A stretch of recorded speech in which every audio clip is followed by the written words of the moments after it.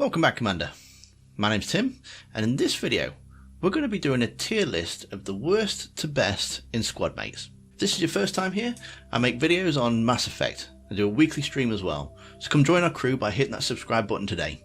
If you enjoyed this video, don't forget to give it a like. So who are your favourites and who don't you like? Let me know down in the comments. Alright, so let's have a look over on the left hand side here. We've got our ranking system. Now I've got N7 rank. It doesn't mean they necessarily are N7, it just means that they are the best of the best in my opinion. Then we've got on my suicide mission, which to me is, I use them sometimes, I would definitely trust them in my life, I would definitely want them on my suicide mission. Purgatory is next, and for that I put people in there that I don't really use that often, but I definitely like them and I want to keep them on board. So the kind of people that I'll go to the bar with, you know, go to Purgatory on the Citadel and have a beer with them. Then we've got ship specialist. Now these are the guys that I definitely want on the ship. I would use them for their advice. I want them their expertise. I don't necessarily take them out on missions, but I would definitely want them there as part of my crew. And then we've got leave them on Eden Prime, which is, for me, they might as well just stay where they started. Eden Prime being the very first planet you go to, so I would just leave them there. I'm not that fussed. It is actually quite hard to rank all these people, because I do actually quite like them. They are really well written characters, so it is quite hard. I've had a quick think about how I'm going to do it, and it's not easy. But we are starting from worst to best, so to start off, it's going to have to be Jacob. I'm afraid I just do not like him at all. He started off quite interesting. That first conversation that you have at Cerberus base, where he gives you the questions and he sticks up for you and he's like, no more questions, Miranda, and he fills you in and stuff. He sounds like he's going to be a really compelling character. But then it just goes all downhill from there. It is all, this, that, and, yes sir, no sir. And it's like, well, it's not really a military ship. Nobody else salutes, and he just feels a bit off, and it gets a bit boring. And it appears patron supporter Beverly also agrees with me. And then he cheats on my femshep, so it's an absolute no-no for me. Alright, so let's have a look. Zahid. I'm afraid I'm going to put him on Eden Prime again, mainly because I just don't use him. I pick him up when I go to Amiga, and I'll do his loyalty mission. It's not too bad a loyalty mission. It's got a nice couple of different endings depending on how you go through the mission itself. But then I don't use him at all for any other things. It's sad really, because he could have been a really good character. Interesting, he's one of the founders of the Blue Suns. But nobody outside of his loyalty mission acknowledges that. I know they've written into it that they kind of wipe the records and stuff, but that's just a bit of a cheap gimmick. Somebody's going to recognise him, surely. So, and you can't speak to him on the ship either. He's one of these guys that he was a DLC character, so they've not done a lot of voice recording for him, and you can't really interact with him that much. He'll tell you a bit about his guns and some of his trophies that he's got in his room, but that's about it. So yeah, so I'm going to leave him there. Next up's Morden. Now, I would definitely put him down in Ship Specialist. I don't tend to use him that often, and on my suicide mission he is one that I struggle to keep alive, if I'm honest. He didn't actually die in this current run that I've just done. It was Jacob's just died. So I'm not really fussed about that one. I'm not going to redo it just to try and save everybody if it's only Jacob that's died. So, but for Morden, I would absolutely need him on my ship. I need him on my crew. I need his expertise. I know he's Solarian Special Forces, but he's not a field guy for me. He's definitely one for being on the ship and supporting me that way. Okay, next up we've got Legion. I'll pop him into pure Purgatory, I think, mostly because I like to know. I really like the fact that they've put a Geth into the game, but on the flip side, that you don't really, he's so far towards the end of the game that you don't really get enough time to spend with him, which is, it's a shame really, because he's a really compelling character. So yeah, I'll definitely spend some time with him and go for a beer with him. I don't know what Geth kind of drink, probably oil or something, I don't know. But yeah, learn more about the Geth culture that don't want to shoot me in the face, basically. So yeah, I'll definitely keep him. Next up, we've got Caden. I would pop him down as a ship specialist. And Caden, he doesn't really survive Vermeer for me. I always seem to save Ashley, even when I'm playing as Femship.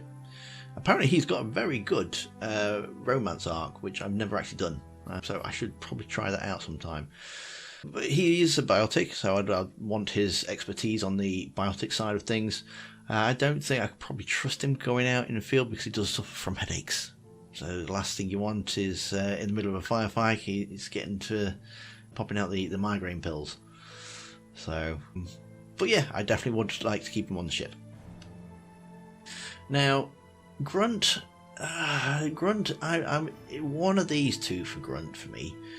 I think I'm going to pop him Suicide Mission, mainly because he comes into his own in the Citadel DLC on Mass Effect 3. I don't really like him that much in Mass Effect 2. He's too much of like a petulant child, I find. But he does seem to grow on you, and he has some really funny moments in that DLC too. So I've used him a few times.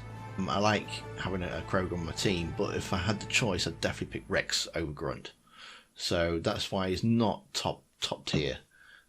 But yeah, I would definitely use him again because he does have some good qualities, and it's just a shame that they wrote him as being tank bred and just being a child, basically. So whereas Rex, you've got the experience and you've got the history with him, so you probably can guess where Rex is going to end up. Next, we've got Javik. I would put Javik into Purgatory. I've used him a couple of times, but not very often. I feel that he shouldn't have been Day 1 DLC. He's an integral part of Mass Effect 3. He should have been in the game.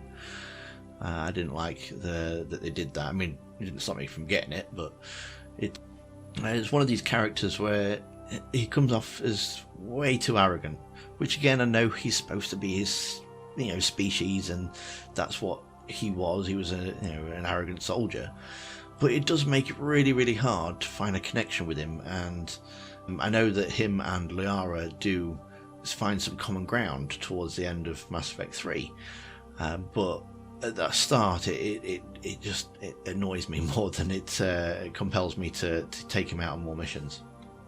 Samara, I would probably put Samara down here as ship specialist. I don't tend to use her.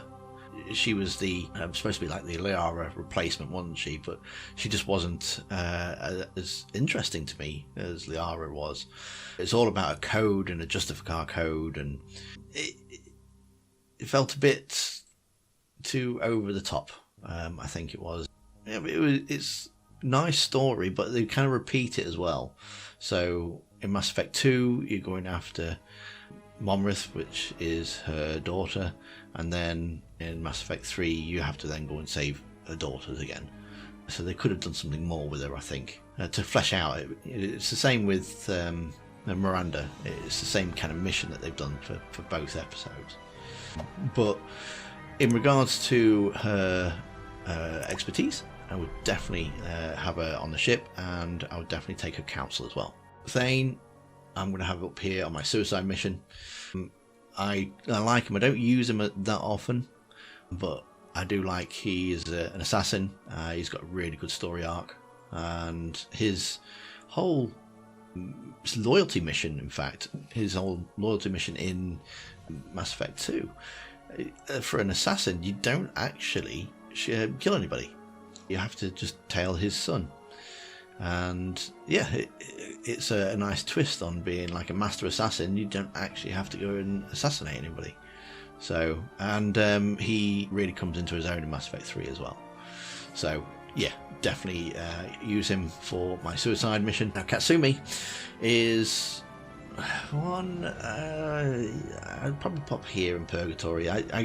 She's a bit like Zahid, but loyalty mission is so much more better, because you've got a whole detective part at the start of it, then followed by a firefight, and a little nod to Mass Effect 1 as well, which is really good. She's in the same boat where you can't really speak to her. She'll tell you a bit about her history for the trophies and things, but I think just on her loyalty mission alone, that's why she ranks a bit higher for me.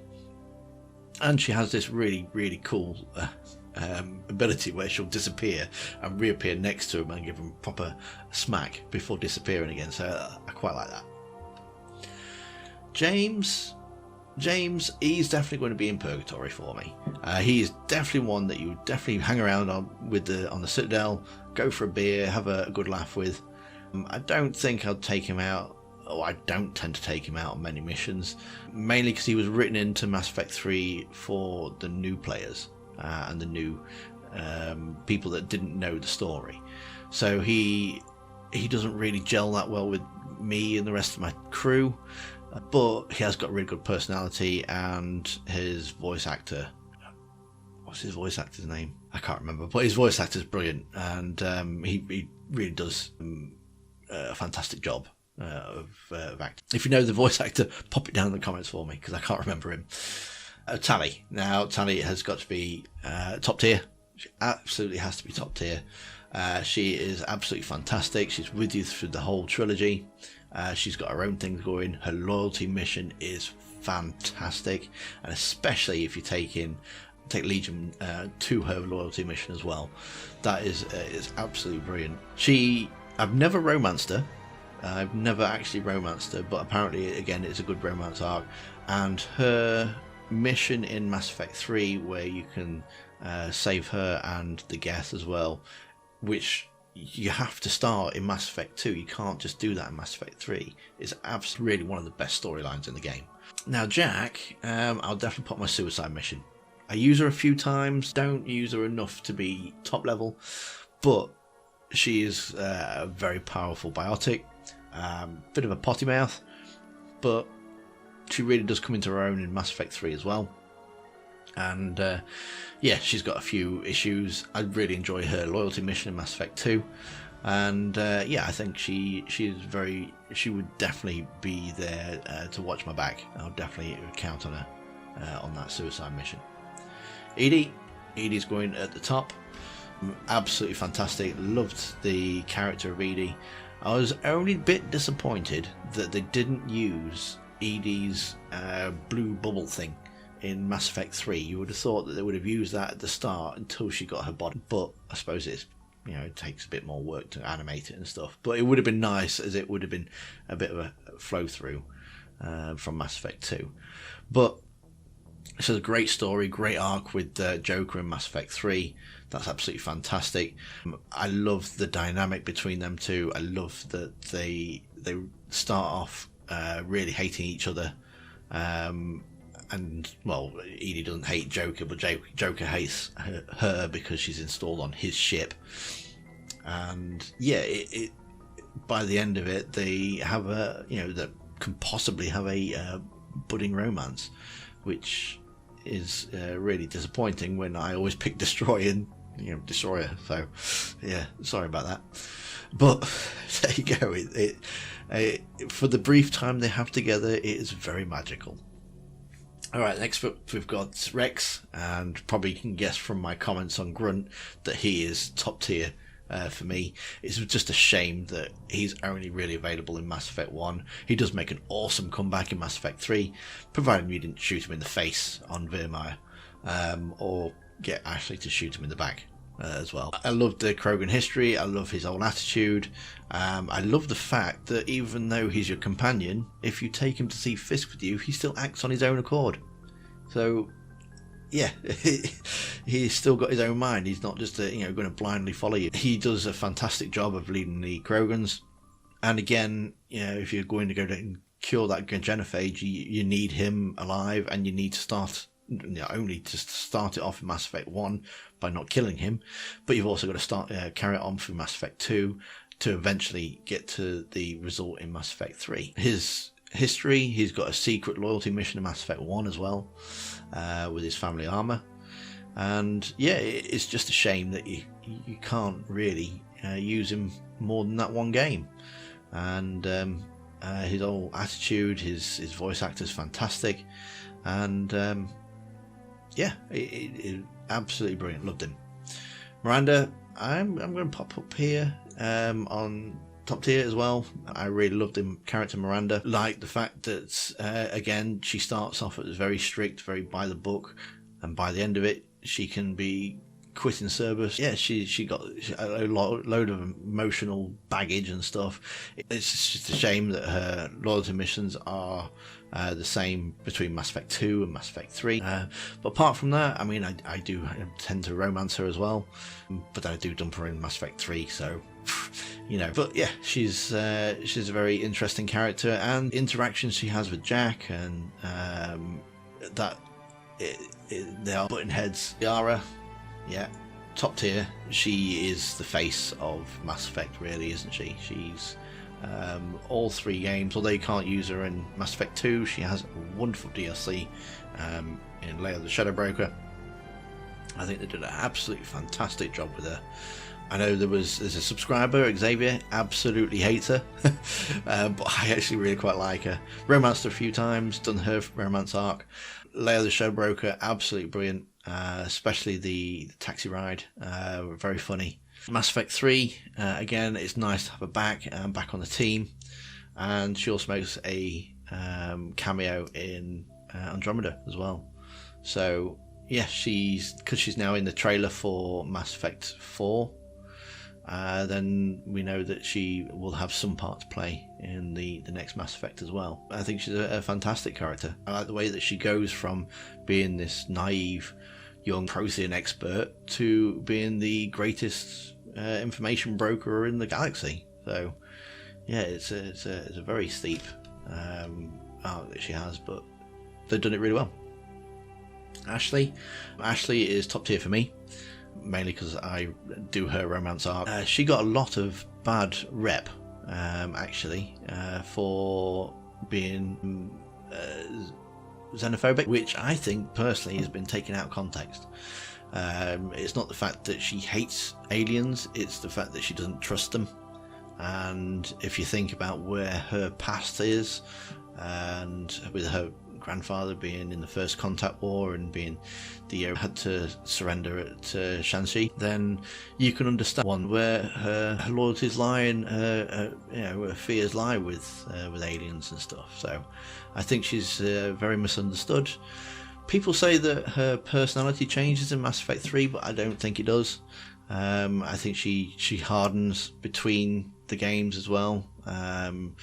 She gets a lot of opportunity thrown her way for being part of the Mass Effect 1 crew, and yeah, she shows her loyalty. I think it was a test of loyalty in Mass Effect 2 with her not joining up with you and joining up with Cerberus, and so yeah, they throw more opportunities her way in Mass Effect 3, and I think it shows in it. So, and then last but not least, we've got the man. It is Garrus. He is fan favourite, but if BioWare wrote him to be your best buddy, they did an absolutely fantastic job. I use him all the time. I love his interactions. He is again with you the entire trilogy, from Mass Effect 1, 2 and 3. His loyalty missions are actually the same, because he's got a secret loyalty mission in Mass Effect 1, and his loyalty mission in Mass Effect 2 again are quite the same there, that you're trying to track down somebody that's wronged him, basically, that's got away. So Garrus, you can actually shape him as well. You can either make him hard or you can make him soft, depending on how you speak to him. Mass Effect 1, if you're going down the renegade route, then you can make him a very angry Taurian, which I tend to do, because I think that feeds better into his Archangel archetype better, because then he becomes a mercenary on his own, and he forms his own team, and he takes out all these gangs, and he goes a little bit angry, should we say. So yeah, going from a renegade standpoint. I also always start as a soldier in Mass Effect 1. I have my own headcanon where I'm the one that's helping him train to be an expert sniper. I know it starts off in his Foundation comic as well. To me, it kind of then flows through to Mass Effect 2, where he is this angry expert sniper that I've helped shape, and then I kind of soften him up a little bit in Mass Effect 2, ready for Mass Effect 3. But they did an absolutely fantastic job with Garrus, and it really does show. So looking forward to playing the Mass Effect Legendary Edition, and it has gone gold if you haven't been aware already. So that basically just means that the game is now is going to be shipped, going to be printed. It's not going to be delayed, which is absolutely wonderful. And yeah, if you've got any comments on these, if you agree with me on any of these, or if you disagree with me on any of these, pop it down in the comments below. I'd love to know your thoughts on your tier list, and have I made a complete error somewhere? Let me know down in the comments. And if you enjoyed this video, make sure you give it a like. There's a video that's on screen now. It's all about dark energy. Let me know if you think it's a story they should have rolled with. And if you enjoyed this video, make sure you give it a thumbs up, and a big thank you to Beverly and NerdyDoo for your support, and I'll see you next time, Commander.